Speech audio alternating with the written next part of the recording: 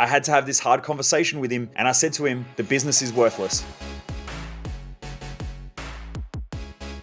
So in this episode, I'm going to be talking about the conversation that I had that really changed the mindset of a business owner. Now, if you don't know who I am, I'm Michael Mojo. I'm the owner of Mojo Human Performance Institute. We focus on business, mindset, and lifestyle hacking for driven mofos. And the reason why I do this is because most people waste their life, and I just don't want you to be one of them. So only recently, I was working with a business owner who had come to me for some private coaching. They had built a semi-successful business. It had a couple of $1 million turnover a year. It had a bunch of staff. They worked in the trade-based business. They're going through a bit of chaos at the moment because especially in trade-based businesses at the moment, from what I understand, and I'm fortunate enough to have my brother-in-law is a tradie, he's a plumber. My dad also works in the building industry. He's got his own business as well. So both of them have their own businesses. And I guess you could say that they're a small business or semi-self-employed. My dad's got a couple of staff. My brother-in-law has maybe a couple of staff depending on the time of year and so on. I'm working with this client and we're talking about his business. And he said, look, Michael, at the moment, it's really challenging. Okay. There's a lot of stress in the industry because at the moment there's a lot of work, but at the moment it's so uncertain because there's supply chain issues, which means we can't get products properly. No one can tell us when things are going to be here, when they're not. So we'll take on jobs. Then we realize we can't get product for 2 months, 3 months, 6 months. Sometimes they can't even tell us when certain products are going to be in.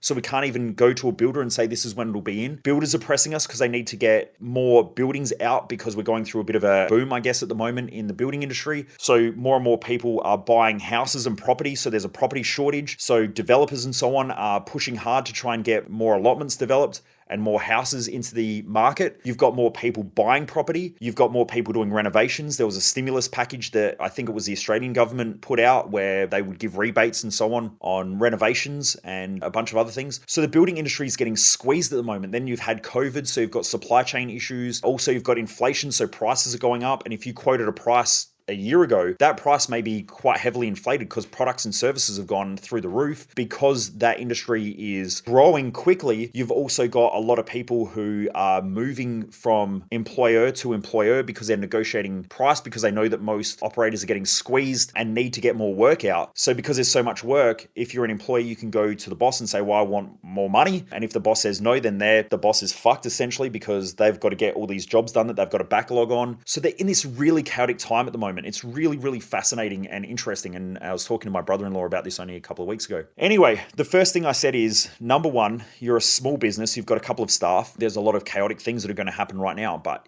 here's maybe some of the things that you might want to think about. When everyone's going crazy, it's the time to not go crazy. That when industries are growing fast, one of the craziest things that a lot of other people do is that they get in there and they try to grow their businesses really, really quickly without the infrastructure. Now, if you don't have effectiveness in the business and efficiency in the business, then there's a lot of money being left on the table in just inefficiencies and ineffectiveness and, fuck ups and problems and so on. So that's one of the things that most small businesses go through is that they're really ineffective and they're really inefficient. Another massive problem that small businesses face is that they're heavily reliant upon the owner and the owner's knowledge. So what will happen, and this is what I was speaking to this person about, they said, Michael, I'm stressed. I'm just like so overwhelmed and stressed because we have all these issues. Customers are busting our nuts because at the moment they want the jobs done, but we have supply chain issues. So we're trying to bust, the suppliers to try and get product faster and faster and faster. So we're putting pressure on them to try and get products faster so that we can deliver to the customers. Customers are getting irritated. Staff are coming and going more often because someone else will offer them more. There are other businesses that are doing jobs where they're making no money. In fact, some jobs they're taking a loss on. And in order to be competitive and keep winning work, we almost have to decrease our margins. And so after he went through this conversation, I stopped him and I said, look, you've got to stop. My suggestion is if all this is happening, there's a few big key things that you need to think about. First of all,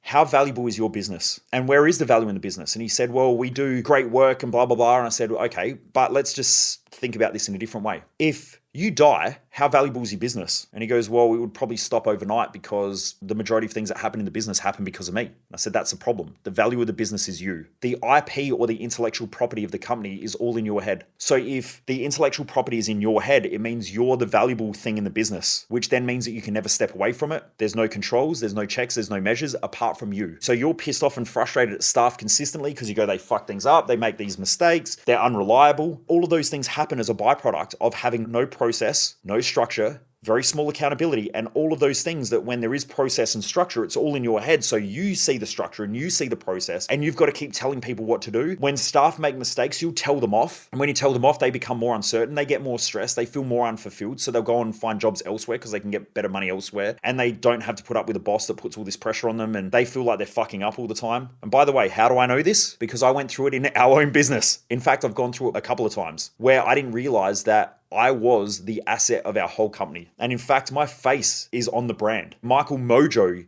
is the brand, which is also why I created Mojo Human Performance Institute. And over time, we'll grow it into being more than me. Michael Mojo will still be me, but the brand will be bigger than me. And that's the goal. The problem is that he is the intellectual property of the company. He is also the accountability within the company. He's also responsible for paying the wages. He's also responsible for approving everything. When things go wrong, he has to manage it. He has to then manage the customers. He also has to do the deals. So all the stress is on him. So that's the first problem. The first problem is that the business has no value. He has value, but the business doesn't. Now, most business owners hate hearing this. And when I said it, I could see him getting really freaking agitated. And he was like, no, but you don't understand. We do a good job and we're better than our competitors and all that stuff. And I just stopped him there and I said, okay, you're emotional. When emotions are high, intelligence is low, according to neuroscience. You can't be emotional and intelligent at the same time. They use different parts of the brain. One is prefrontal cortex or executive center, and the other one is the amygdala. In the amygdala, we get all emotional, and it takes blood flow away from the prefrontal cortex, which is our ability to think through things effectively. And I said, right now, you're emotional because I'm challenging you, and you think that your business is better than what it is, and it's not. The market will dictate that when the market shits its pants, and you're already starting to see it now. And I said, so if you want to move forward, you need to think about these things. So first of all, your business is worthless without you. Also, you have to ask the question, why have you set your business up to have all the IP in your head? When we discussed it, he ended up figuring out that it was his self-worth. His self-worth was attached to how well the business was operating. His self-worth was attached to how much he knew. He wanted to be seen as the smartest person, the leader, the achiever, the person who runs everything. Yet his fears were that if I pass on all this knowledge to other people, then essentially they can take it and start their own business. Now that's part of the game.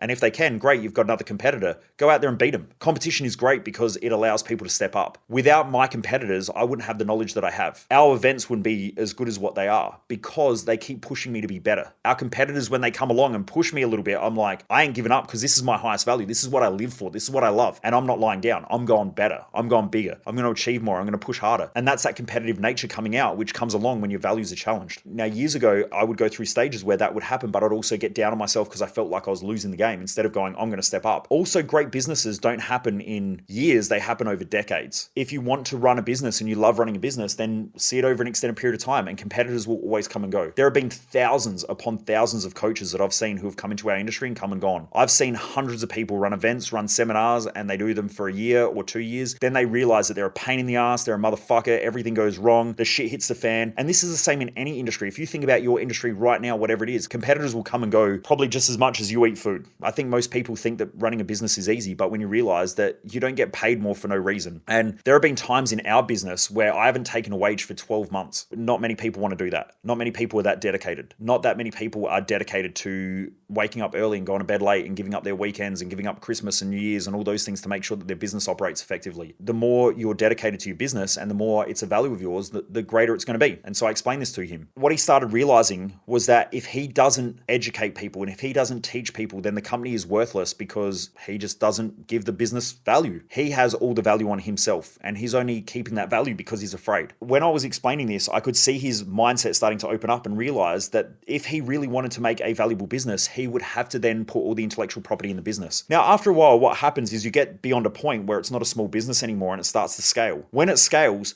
you can have tradies or you can have staff who are doing their jobs, but they will have the intellectual property to be able to do that job. So if they went out and started their own business, they could see a little bit of behind the scenes, but they wouldn't understand marketing, sales, branding, finances, and all the other areas as well because you've got experts in those fields. And once you start doing that, it's a lot harder for competitors to come in and start their own little businesses because they'll pull away little bits of the market share, but they won't have large parts of the market and you'll have a bigger brand and all that stuff. So the hardest part, I think, in business is going from startup phase to the scale phase to really where the business gets its value from. from, which is the intellectual property. And the hiring processes, the firing processes, the recruitment, all of those things are all part of the valuable asset of the company, which then means that the business owner can really be a business owner, an entrepreneur, and they can be thinking more about the business development and new ideas and things like that, instead of getting stuck down in day-to-day management and the day-to-day craziness of what happens. And, a staff member that comes to work and says, my cat ran away last night and I can't find it, and then you've got to sit there and listen to their emotions for an hour. You don't have to worry about that, because you've got a manager who will listen to that stuff, and you've got other people who are there who will support that and make sure that the staff feel valued and that they feel that they're being looked after, and so on, and it opens you up to more. So this is the great dream of where most entrepreneurial and business owner people want to get to, but at the same time they don't want to give up all that other bullshit, which is their fears. That was the first thing. The second thing was, I said to them that you've got to really build a great vision and a great mission, and you might have heard me talk about this on some other podcasts, is that when you've got a great vision, you will naturally attract other people who want to be part of that vision and mission. Because when a person comes to work, they want to do something that's meaningful to them. That's really deep down what they want to do. They want to get paid, but they want to do something meaningful, and they want to make it feel like they're having an impact and doing something great. The only way they can do that is when you've got a great mission and a great vision. And at times like this in that industry, if you don't have these things, and this is what I was explaining to him, if you don't have that vision and mission, things will start to get out of control, because you start to focus on your competitor, not the mission. You start to focus on the industry, not the mission. You start to focus on what's not working instead of the mission and the vision. So then you start to become all foggy and clouded, and stress fills your mind. Problems fill your mind, not the vision and not the mission. So the first thing is, you've got to put the IP into the company, the intellectual property, and start to create processes, start to create frameworks and systems. The second thing that you've got to do is get really, really clear on the vision and the mission, so that you naturally attract people in and staff members who want to be there for the vision and the mission of the company, not just because you're there to make money. What I'll tell business people is this: if you're a business person listening to this, if you're driven by money, the people that you employ will be driven by money. And then you'll turn around and say, these fuckers only come to work because they only give a shit about money, and someone else offered them more money and they want to go somewhere else and they're pressing me all the time for a pay rise. That's you. If you work because you're driven to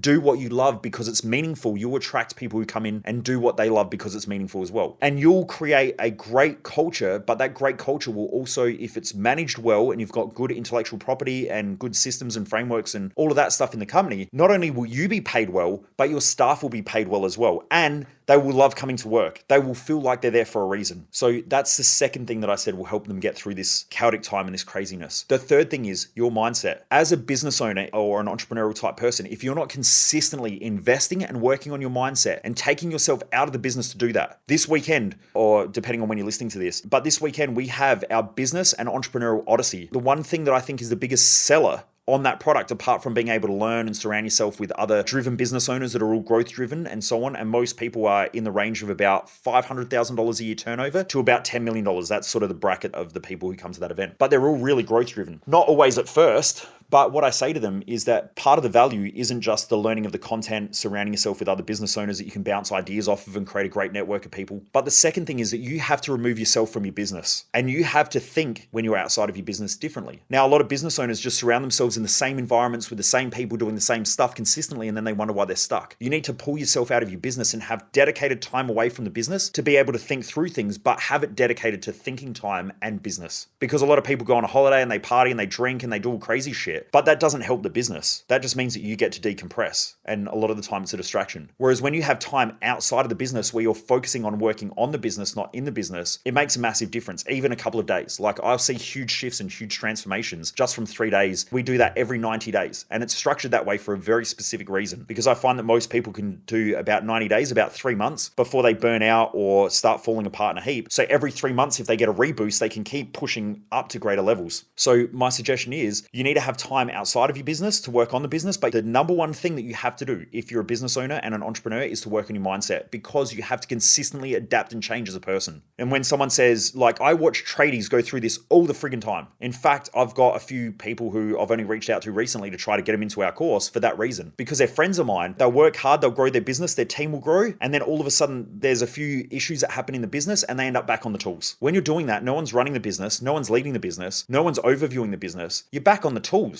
You're doing the work. You're essentially an employee again. And that's the problem. Someone's got to lead, someone's got to manage in order for the business to grow. Now, if you can't have time out of the business for a couple of days to be able to do that, you're in deep shit. And if you're not consistently working on the business, not in the business, then you're in deep shit. Also, if you're not someone who can take time off to develop your own mindset and keep working on that and develop into a leader and also a manager, then your business is just going to be stuck at that level. And I watched my dad go through it. I love my family, but my dad, over the years, I watched him come to dinners for years and complain all the time about staff is shit, employees are shit, business is shit, I hate doing this stuff. But then at the same time, he's running a business. And I would drop little hints, but I try not to give him too much advice because family a lot of the time don't listen to advice anyway, in most cases, and not good advice anyway. They'll take whatever they want and leave the rest. And the majority of the time, he didn't really want to run a business. He didn't want to be an employee of somebody else, but at the same time, he wanted to make good money, but he didn't want responsibility. Now, those three things together don't really work. Okay, if you're a business owner, you have more responsibility and you have more accountability. Like, I'm responsible for paying the wages of my staff. I'm responsible for making sure that customers get the product and the service that they pay for, and in fact, over deliver. Because if I add more value than what they pay for, they're going to keep coming back, and we have reoccurring customers. And we have a very high reoccurring rate with our events, and that's hopefully the reason why, I assume. We also have an amazing community, so I'm responsible for the community. I'm responsible for putting out these podcasts consistently now. So your responsibility goes up,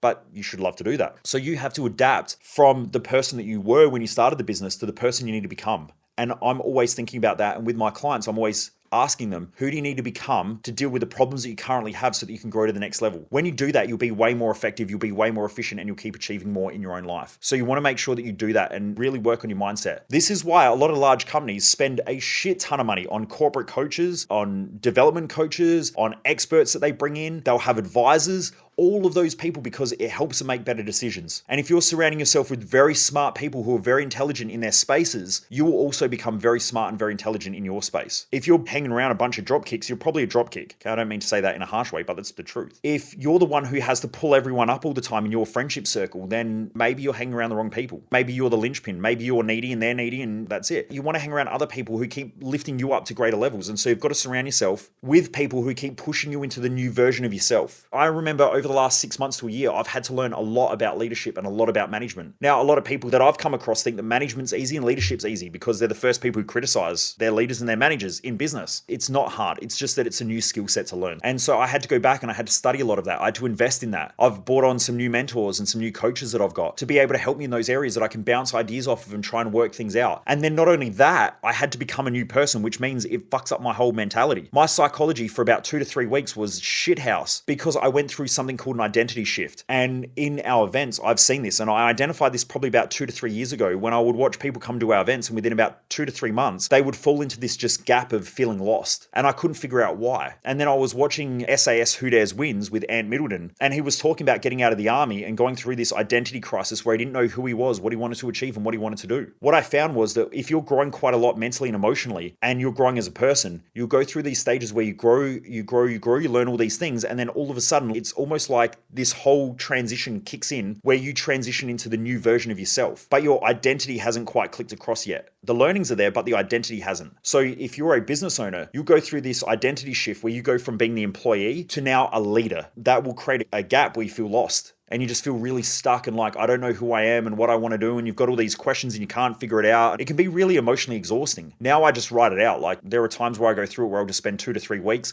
I do the bare minimum in the business. I spend the majority of time watching television and old reruns of Geordie Shore or, I don't know, some shit TV. And I just literally just sit on the couch and just chill. And I have no motivation. I have no enthusiasm. I feel completely lost. And I might journal a little bit when things come up. But the majority of the time I just chill. And all of a sudden it's like my brain just bang, gets it, and it clicks, and boom, I'm off again. And then I'll go for probably another 6 months to a year, and then I go back through that phase again of feeling a bit lost and not knowing who I am and where I want to go and what I want to do in life. And that's just an identity shift. And it's different from being lost because you don't know what you want to do originally. Like, I think most people in society are really lost. But when you're driving hard and you're pushing hard in life, you go through these identity crises where you shift into a new identity. And only recently, the recent one I went through, which was late last year, started this year, for me, that one only lasted about a week where I felt lost. I knew what it was. I'd go out, I'd mow the lawns a little bit, I'd do some of the gardening. I don't normally do that stuff, but I just sort of felt the need to. I'd clean up around the house. I did some work around. Didn't really do too much that was sort of meaningful to me. It was just stuff that, I don't know, was just chilling, exercised once or twice a day. And I just did whatever I felt like. And then all of a sudden, bang, it clicked back in. And all of a sudden I became a leader and a manager. And for years, I would say I'm not a good manager and I hate management. I'm still not a great manager. Like, management isn't my skill, but I know now I'm developing really good management skills, but my leadership clicked. So I'm certain that I'm a good leader now. Whereas before I didn't think that I was a good leader. I used to doubt myself a lot and all of that stuff. So you'll go through those phases in your own journey. These are important too. So if you're going through this phase in your business, you need to keep working on your mindset, but you will have those times also. It's just something to be prepared for. So that was my third piece of advice, is work on your mindset. The other one is start to create good boundaries for the way that you operate as a business. If you're in these chaotic times at the moment and you're a trade-based business, or you're in any sort of chaos with an industry that's expanding rapidly and inflation's hitting and all that, you need to create boundaries. And those boundaries are, this is the work that we do and this is the work that we don't. And you've got to know what to walk away from. Because most business owners focus on business growth all the time, growth is only part of a cycle. You build, you maintain, and you destroy. They're part of a growth cycle. Like, you can't build a new house without destroying the old house that's on the block. Or you can't build a new house on farmland. You have to destroy the farm in order to build the new house. So you can't create without destroy. And as business owners, we need to be thinking about what we're destroying in order to create what we want. I'm always thinking about this because sometimes I've got to destroy finances in the business and the financial growth in order to create the next level of client or customer acquisition or customer growth. And so one area of the business might be getting destroyed while the other one's growing, but then that one picks up and I pull that one up on the next level of growth. Sometimes I might have to get rid of old staff and destroy the certainty of staffing in the business in order to create the next level of growth and the next level of customer service. Because sometimes staff can only grow to a certain level and then you need new people to come in and them to grow beyond what was already built. So these things happen, but the creation, the growth, the maintenance, and the destruction all happen within a business every day. And the more aware you are and the greater you are at leadership skills, the more you're able to ride this stuff out and know what's growing and what's dying. But what most business owners do is they go grow, grow, grow, grow, grow, grow, grow, and their focus is growth all the time, but then they freak out because they want to grow, but at the same time, they don't want to deplete the bank account. I hear it every week. Michael, I would love to attend your events and I would love to do this, but I don't have the money. Bullshit, you've got the money, you're just investing it elsewhere. Be honest with yourself. Or, I don't have the time. Well, of course you don't have the time. Why would you have the time available? Because everyone fills their time that's available with things that they think are important. If you don't think that your own personal growth and leadership and learning is important to you, you won't make the time to do it. And if you're always looking at customer growth and getting work out, and that's what you're looking at, then you won't grow your own mindset. You won't grow into a leader. You just won't do it. You won't commit the time to it because you'll go, we need to keep making money. We need to keep making money. And your focus will be financial growth all the time. But you'll get to a level where you're bogged in the mud and you're just spinning the wheels and nothing's growing. And nothing's growing because the business will not grow anymore with you at the same level that you're playing the game at. And unless you change that, nothing will change. That whole creation, maintenance, and growth is really important. When things are going crazy, sometimes the best thing that you can do is maintenance or a bit of destruction. And the destruction might be going back in and putting in processes. So you might have to go through a bit of a financial stall, put in more processes, more structure, and more boundaries in the business, understand your customers better, do better with your marketing, pull everything together, because as that industry starts to collapse in on itself, which it will do, especially if it's growing rapidly, it'll become a bubble and it will collapse in itself. When it does, you've got the systems, the processes, the infrastructure. Now it's time to go hard and you'll be the one who comes out on top. But normally what happens is when everyone's going erratic, everyone else goes erratic. I don't know if you've ever seen those fish where you throw like food into the water and all the fish just go crazy and they're all like snapping and fighting. That's what happens in an industry when everything goes crazy. When the share market goes crazy, everyone's jumping in and buying and buying and buying. It's like you can't lose. I can be the dumbest, shittest investor and throw money and I still make money and look like a genius. That's what happens when you go through a cycle within your industry where things are going mental. And that's starting to happen. That was happening in trade-based businesses. Now that's also happening partially a little bit in the economy. It's happening in cryptocurrency. There's lots of stuff like that happening at the moment. Okay, we just got to be careful of. But naturally, if you look at it, good investors and good business people normally start to go into a bit of conservation mode. They will start to build structure, set stuff up, go back, refine their vision, put a good management team in, build a really good team of people around them, bring in the best people, because when everything collapses, they'll be the ones who grow out of that because competition just dies off. Most other businesses will fail in that time, or they'll just downsize into something really, really small again. Unemployment goes up and great businesses start to grow. I really hope that this talk helps, especially if you are a business owner, because it's something that I'm just seeing happening right now. Anyway, there's a whole bunch more I could talk about, but hopefully this has given you something to think about. Hopefully it's giving you something to focus on maybe a little bit now, because it is probably the most common conversation I'm happening with trade-based business owners right now, is that they're going, everything's crazy, supply chain issues, all of this stuff, what do I do? And sometimes doing the thing that's counterintuitive is the most productive thing that you can do. And when you're someone who's focused on growth, sometimes you've got to be focused on conservation mode and building infrastructure and building the things that aren't making you money right now, so that then you can grow again when everything chills out and settles down. And that's where you gain market share. The greatest companies normally gain traction when the markets are turned to shit. And they do that because competitors just drop away. When everyone's fighting over the same chip, it's really, really hard to get growth and traction because everyone's trying to get everything that they can and squeeze every little bit that they can. Anyway, I hope that helps. Please remember to subscribe, like, and share, as most people waste their life. And I just don't want you to be one of them. Remember, everyone, never underestimate the dream. Keep living with mofo, keep pressing hard, and keep doing your thing. Remember, if you love this as well, share it with your friends and family. Let's try and get this baby to #1 in self-help on iTunes and on Spotify as well. If you haven't already done so, subscribe to the YouTube channel as well. Anyway, take care, everyone. Have a great day.